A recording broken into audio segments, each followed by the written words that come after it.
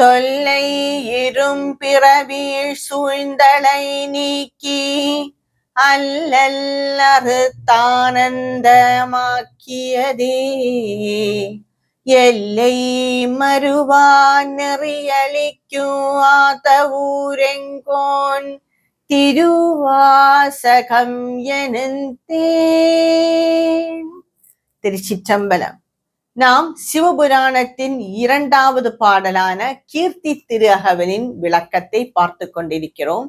இதுவரை 139 வரிகளுக்கான விளக்கத்தை பார்த்து முடித்துள்ளோம். மேலும் இந்த பாடலின் கடைசி சில வரிகளின் விளக்கத்தை இன்றைய வீடியோவில் காண்போம். எழில் பெரும் இமயத்தியல்புடை அம்பொன் பொலிதரு புலியூர் பொதுவினில் நடனவில் கனிதரு செவ்வாய் உமையோடு காளிக்கே அருளிய திருக்கூத்தழகுரு சிறுநகை இறைவன் ஈண்டிய அடியவரோடும் பொலிதரு புலியூர் புக்கினி தருளினன் ஒலிதரு கைலை உயர்கிழவோனே.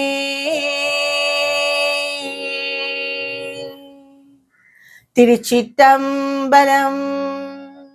இந்த பாடலின் கடைசி சில வரிகளில் மாணிக்கவாசக பெருமான் தில்லை நடராஜர் திருக்கோவிலை அந்த கைலாயத்துடன் ஒப்பிட்டு கூறுகிறார். கைலாயம் என்பது அழகிய மிக எழில் பெரும் இமயத்து, மிக அழகாக உள்ள அந்த இமயமலையில் இருக்கும் கைலாசமலை. அங்கே எப்பொழுதும் ஒலி தரு கைலை, அதாவது எப்பொழுதுமே அங்க ஓம்காரம் ஒலித்து கொண்டே இருக்குமா. நாத பிரம்மமே அங்குதானே இருக்கிறது. அங்கிருந்து ஓம்காரம் ஒலித்து கொண்டே எப்பொழுதும் இருக்குமாம். அது மிகவும் அழகானது கைலை. அந்த கைலை பல பேருக்கு பல சமயங்களில் பல நிறங்களில் காட்சி கொடுக்கும். மிகவும் அழகான மலை அது. அந்த கைலாயம் என்பது சில நேரங்களில் பொன் நிறமாக காட்சி கொடுக்கும், சில நேரங்களில் வெண்மையாக காட்சி தரும், சில நேரங்களில் ஒரு கருப்பு கலந்த நீலம் என்று கூறுவார்கள், டார்க் ப்ளூ என்று, பிச் டார்க் ப்ளூ என்று, அந்த நிறத்தில் காட்சி கொடுக்கும். சில நேரங்களில் இந்த ஆகாயத்தின் நிறம், அதாவது ஒரு புகை நிறம் என்று கூறுவார்கள், மேகம் எல்லாம் இருக்குமே ஒரு ஆஷ் கலர் என்று, அந்த நிறத்தில் காட்சி கொடுக்குமா. இதை ஒருவருக்கே பல நேரங்களில் பார்த்தால் பலவாக காட்சி தரும். இவ்வளவு ஒரு சிறப்பு வாழ்ந்தது அந்த கைலாய மலை. அதில் அறிவியல் ரீதியாக அதில் இருக்கின்ற தாதுக்கள் அது இது என்று கூறுகிறார்கள். அது எல்லாமும் மேலே அங்கேதான் சிவன் இருக்கிறார். இந்த கைலாய மலையை தில்லையில் இருக்கும் நடராஜ பெருமான் திருக்கோவிலுடன் ஒப்பிடுகிறார்கள். ஏன் அவ்வாறு ஒப்பிடுகிறார் மாணிக்கவாசக பெருமான்? அம்பொன் பொலிதரு புலியூர், புலியூர் என்றால் சிதம்பரம், அதாவது அந்த தில்லை. அம்பொன் புலியூர், அதாவது பொன்னாக மூடி மிகவும் அழகாக ஜொலிக்கின்ற திருக்கோவில் அது. சிதம்பரம் திருக்கோவிலுக்கு சென்றவர்களுக்கு இது நன்றாக தெரியும். அந்த கற்பக கிரகத்தின் மேலே பூராவும் தங்க ஓடுகளால் பரப்பி இருப்பார்கள். தங்க ஓடுகளால் செய்தது அந்த சிதம்பரம் திருக்கோவிலின் நடராஜ பெருமான் இருக்கும் அந்த கற்பக கிரகத்தில் மேலுள்ள கூரை. அதில் 21,600 பஞ்சாட்சர மந்திரங்கள் பதிக்கப்பட்ட ஓடுகள் அது. அதை 72,000 தங்க ஆணிகளால் அடித்து பதித்திருப்பார்கள். இது ஏன் இந்த கணக்கு என்றால் 21,600 முறை ஒரு மனிதன் ஒரு நாளில் மூச்சுக்காற்றை எடுக்கிறான். 72,000 நாடிகள் நம் உடம்பில் இருக்கின்றன. நாடிகள் என்றால் அந்த எனர்ஜி பாயிண்ட்ஸ் என்று கூறுவார்கள். அவ்வளவு நாடிகள் இருக்கின்றன.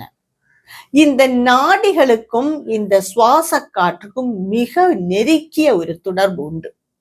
இது ரெண்டும் ஒன்று சேர்ந்து போனால் நாம் ஈசனை காணலாம். இது யோக சாஸ்திரத்தில் விளக்கப்பட்டவை. இத்தனை நாடிகள் உள்ளது, இத்தனை மூச்சுக்காற்று எடுப்பார்கள் என்று எல்லாம் யோக சாஸ்திரத்தில் விளக்கப்பட்டவை. அங்கிருந்து எழுதியவர் தானே புலிகால் முனிவர். அதுபடி அந்த ஓடுகள் மேயப்பட்டு இருக்கின்றன, அந்த ஓடுகள் செய்யப்பட்டிருக்கின்றன. இந்த கணக்கில் தான் அந்த ஓடுகளும் அந்த ஆணிகளும் செய்யப்பட்டிருந்து அங்கே பதிக்கப்பட்டிருக்கின்றன. இது 10ஆம் நூற்றாண்டில் சோழர் காலத்தில் கட்டப்பட்டது. அந்த காலத்தில் உள்ள மக்கள் எல்லோரும் மிகவும் கொடுத்து வைத்தவர்கள். ஏனென்றால் அவர்கள் பணம் எல்லாம், அதாவது வரிப்பணம் எல்லாம் பல நூற்றாண்டுகளாக பேசப்படும் ஒரு கோவிலுக்கு தானே சென்றிருக்கிறது. அந்த நடராஜர் பெருமானுக்கே கூரையாக சென்றிருக்கிறது அவர்கள் வரிப்பணம் எல்லாம். எவ்வளவு பாக்கியம் செய்தவர்கள் என்று பாருங்கள். நம்மோடு சேர்த்து பார்த்தால் அவர்கள் எல்லாம் பெரும் பாக்கியம் பெற்றவர் அந்த காலத்து சோழர் காலத்தில் வாழ்ந்த மக்கள் எல்லோரும். இவ்வாறாக மிகவும் சிறப்படைந்தது அந்த தில்லை கோவில்.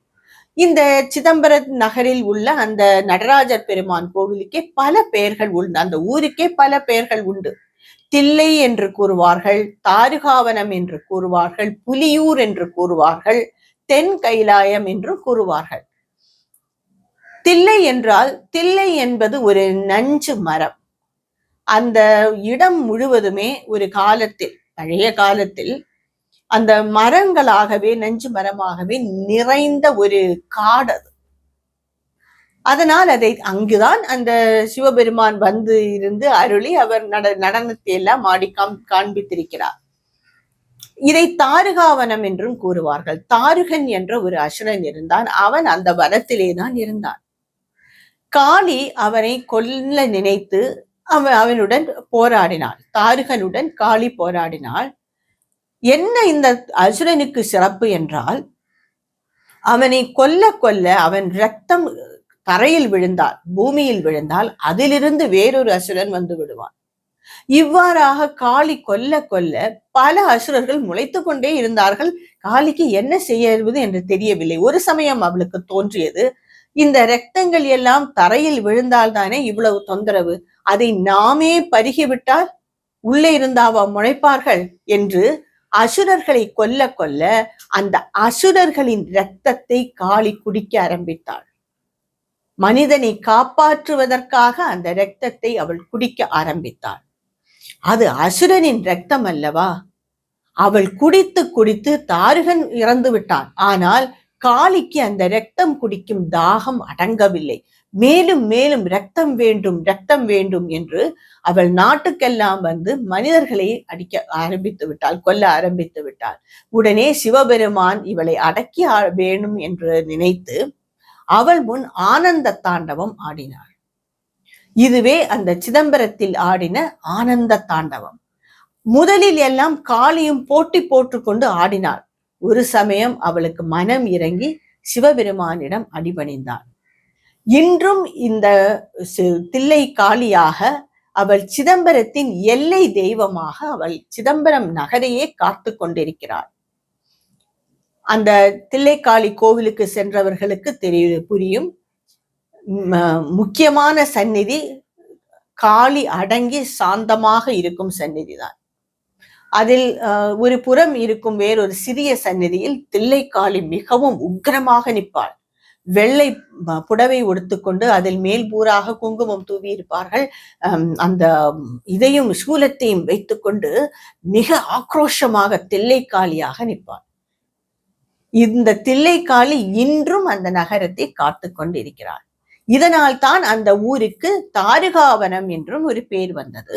மேலும் இந்த ஊருக்கு புலியூர் என்று கூறுவார்கள். ஏனென்றால் புலிகால் முனிவராகிய பதஞ்சலி மகர்ஷி அங்கு தங்கியிருந்து சிவபெருமானின் நடனத்தை கண்டார்.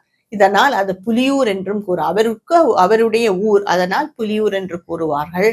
மேலும் இதை தென் கைலாயம் என்று கூறுவார்கள். அதே மாணிக்க வாசக பெருமான் கைலாயத்துடன் ஒப்பிட்டு இது கூறியிருக்கிறார். இந்த அழகிய புலியூரில் கனிதரு செவ்வாய் உமையோடு காளைக்கு அருளிய திருக்கூத்து குரு சிறுநகை. அதாவது காளிக்கும் அவர் நடனமாடி காண்பித்தார். அவளை அடக்குவதற்காக மிகவும் அழகு பொருந்திய செவ்வாய் உடைய பார்வதி தேவிக்கும் நடனத்தை ஆடி காண்பித்தார். பார்வதி தேவி அதே சமயத்தில் மகிழ்ந்தால், காளி தேவியோ மிகவும் அடங்கிவிட்டார். இந்த நடனத்தை ஆடி 2 பேரையுமே அவர் மகிழ்வித்தார் என்று கூறுகிறார் மாணிக்கவாசக பெருமான். அவர்களை மட்டுமா? இல்லை, இறைவன் ஈண்டிய அடியவரோடு பொலி தரு புலியூர் புக்கினி தருளினன்.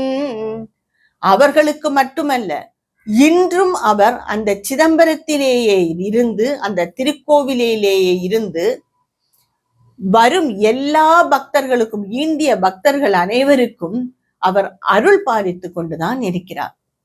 காளிக்கும் பார்வதி தேவிக்கும் புலிகால் முனிவருக்கும் மட்டுமல்ல, அங்கு செல்வோர் எல்லோருக்கும், நாம் எல்லோருக்கும் அவர் அருளை வழங்கி கொண்டு இருக்கிறார் என்று கூறுகிறார். ஒலி தரு கைலை, ஓம்காரம் ஒலிக்கும் கைலைக்கு ஈடானது அந்த தில்லை கோவில். உயிர் கிழவோனே, மிகவும் பழமை வாய்ந்தவன், மிகவும் பெருமைக்கு உரியவன் அந்த பகவான் சிவபெருமானே என்று கூறுகிறார் மாணிக்கவாசகர் பெருமான். இந்த அழகிய வார்த்தைகளுடன் இந்த 2வது பாடலான கீர்த்தி திரு அகவலை முடித்துக் கொண்டிருக்கிறார் மாணிக்கவாசகர் பெருமான். நாம் என்னுடைய அடுத்த வீடியோவில் அவரின் 3வது பாடலான, திருவாசகத்தின் 3வது பாடலான திரு அண்ட பகுதியின் விளக்கத்தை காண்போம். திருச்சிற்றம்பலம்.